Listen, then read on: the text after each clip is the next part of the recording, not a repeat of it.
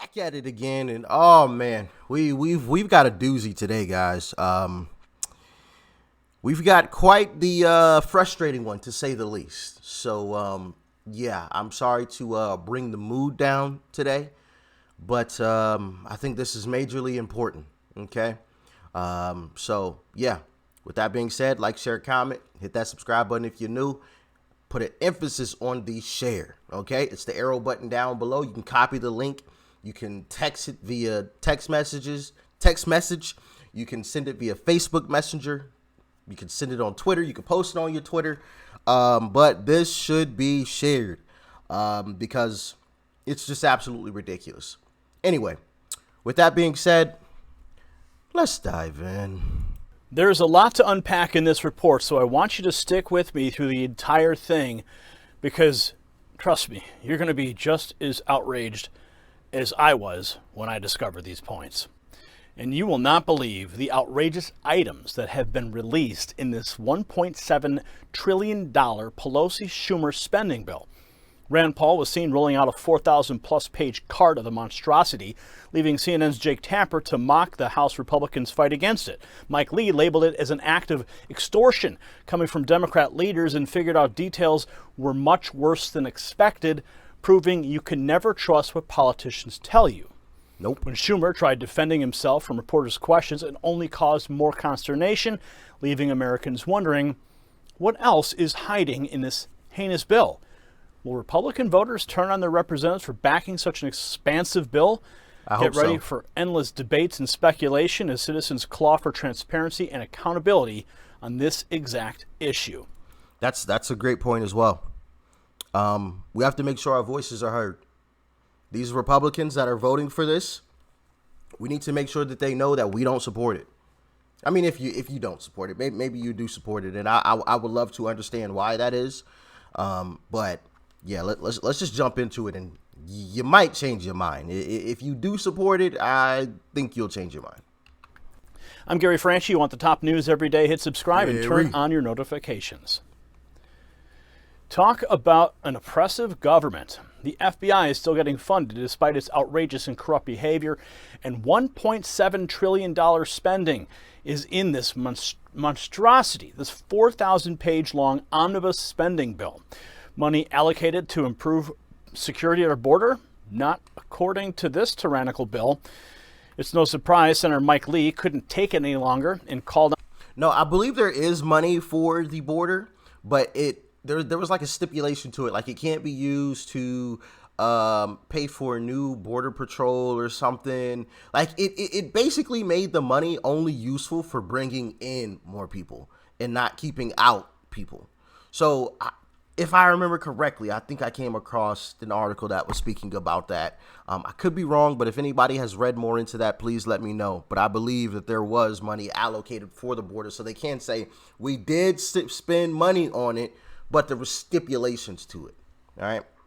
Not the current omnibus bill is extortion and legislative barbarism. Watch. Madam President, this bill before us is an act of legislative barbarism. This is an act of extortion. Mike Lee. Being leveraged on the United States Senate right before Christmas. Make no mistake why this happens. This bill, in all 4,155 pages of its glory or infamy, was negotiated in secret by 4 or 5 members of Congress, excluding all others, which means that nearly 330 million Americans were disenfranchised in the production of this legislative behemoth. Mm-hmm. They wrote it utterly in secret, with the design of creating an artificial emergency, threatening a shutdown right before Christmas. Shut it down. In fact, they set up government funding to expire the day before Christmas Eve, realizing that that's when members are at a point of vulnerability. Members of both houses and both political parties want to get home, understandably, to spend the holidays with their families. It's also the moment when they realize that our constituents are most vulnerable, most fearful of something like a government shutdown. That's when the most pressure will be brought to bear on members of the House and Senate, Democrats and Republicans, if heaven forbid there were a shutdown. Don't care. And so at this time of manufactured crisis, they decide that is the right moment to unveil this bill that they've drafted in secret. The part that's stunning is that enough members of the United States Senate, a body that prides itself on being the world's greatest deliberative body, would choose to support this bill, never having read it. That really is stunning. As an entity that strives to be the world's greatest deliberative body, we sure don't act like it sometimes. Nope. But we should. Our rules, our traditions, our customs, and our obligation to our constituents demands nothing less. We and those we represent deserve proper, full consideration and the chance to read, debate, and amend this legislation and not get circumvented through some backroom deal. Now buckle up as we are about to unpack this monstrosity. Unpack it, brother. Representative Dan Bishop and his team examined the spending bill just passed by the U.S. Senate today. This is a horrific act. It's shocking to think of the extreme level of U.S. funding going towards various projects and international organizations that have nothing to do with border security when Americans are increasingly concerned about their safety. The Customs and Border Protection cannot benefit from a single cent.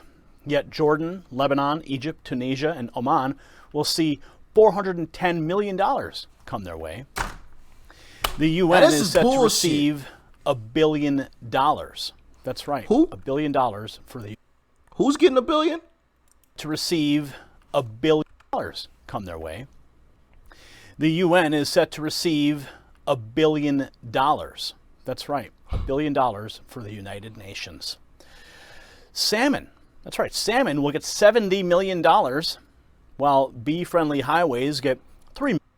For necessary expenses associated with the restoration of Pacific salmon populations, $65 billion to remain available. Goodness gracious. And fisheries commissions at an additional $65.7 million. Pacific coastal salmon recovery.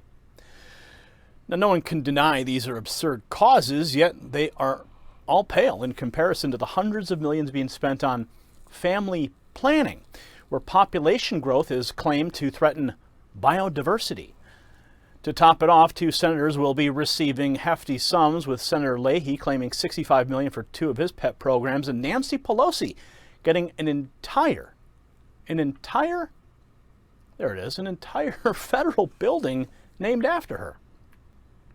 Not to mention, Michelle Obama. The Michelle Obama Trail is funded with $3.6 million. What's the Michelle Obama Trail?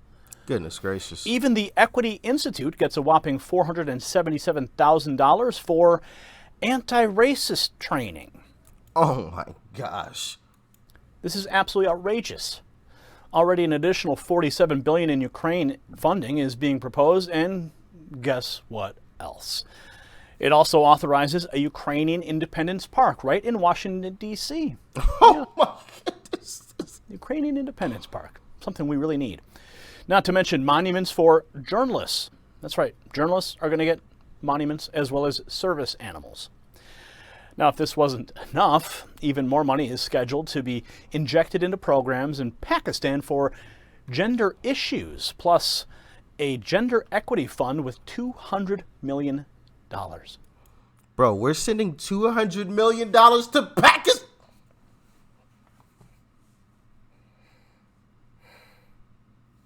Listen, if y'all don't share this video, then I just assume that, you know what? You're okay with just this whole country just burning to the ground. We're sending $200 million.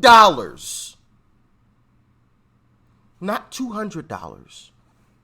Not $200,000. Not $20. $200 million. We're not even halfway through this video, and I'm angry. Not even halfway through. I'm just gonna shut up. Oh my goodness. Share this video. To top it all off, House of Representatives Office of Diversity and Inclusion will get almost $26 million in taxpayer dollars. What? Yes, exactly what they need. Add that to the $286 million planned for Title X funding, which supports Planned Parenthood. Can you believe that? This year's administrative expenses for the Vaccine Injury Trust Fund were already at $13.2 million, but now they're going up another 15% to a whopping $15.2 million.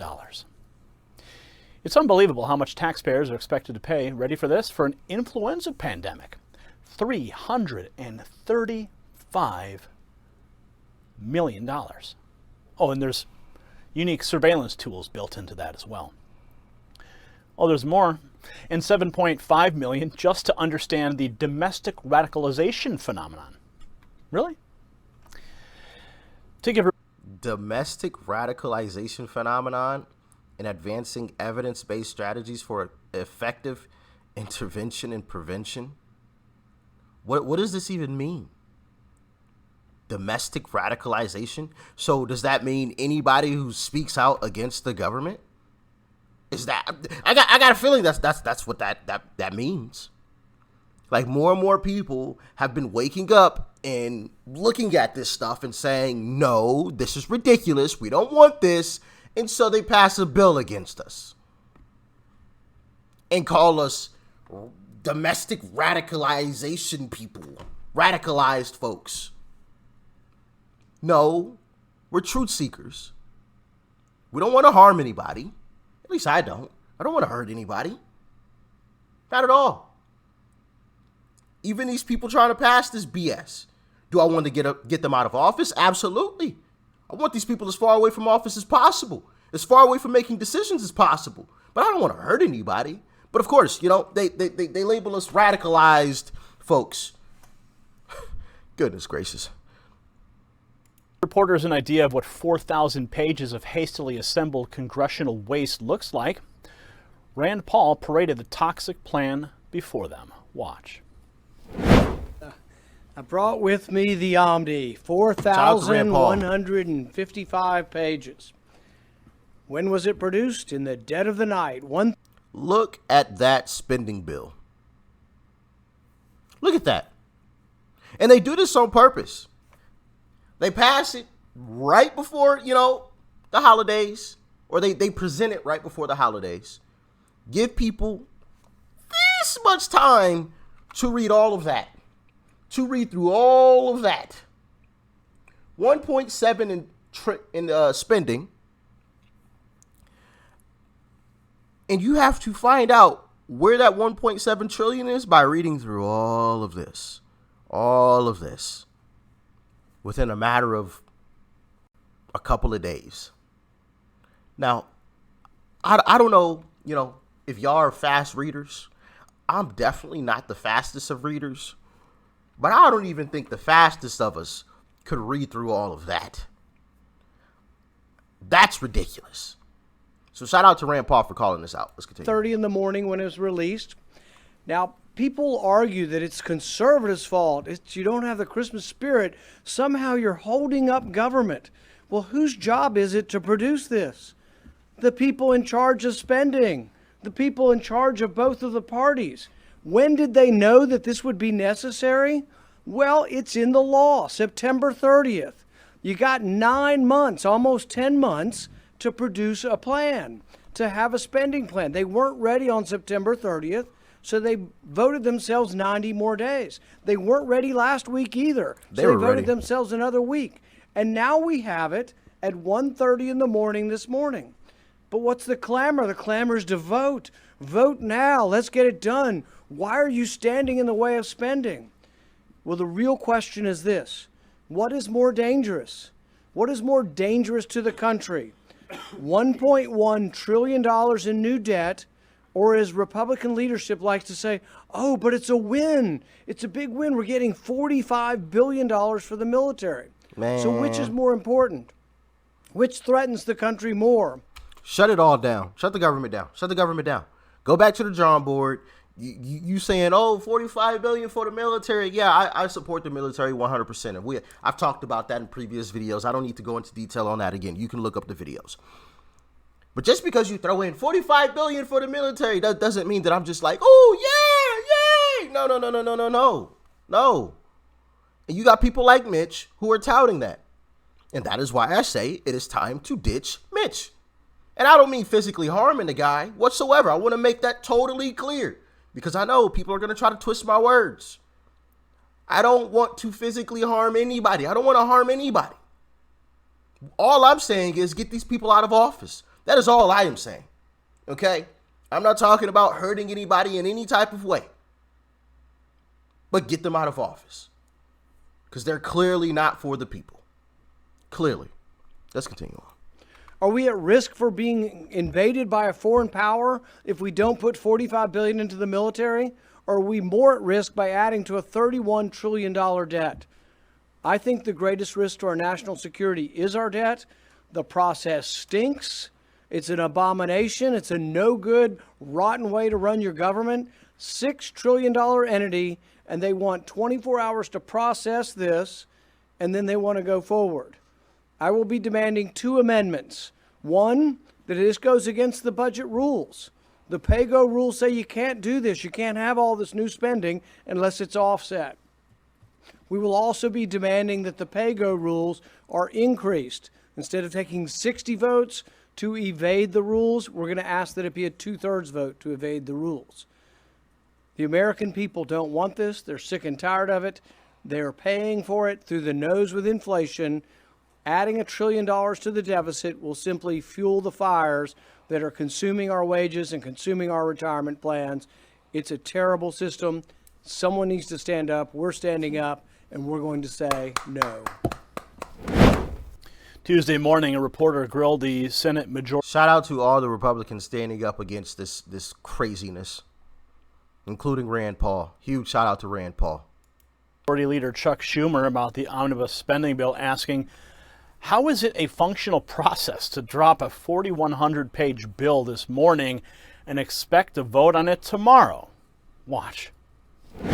Commissioner, how is it a functional process to drop a 4,100-page bill this morning, expect to vote on it tomorrow? Well, most of Congress hasn't had a chance to review this. Look, the bill has been carefully worked on by the Appropriations Committee for a very, very long time.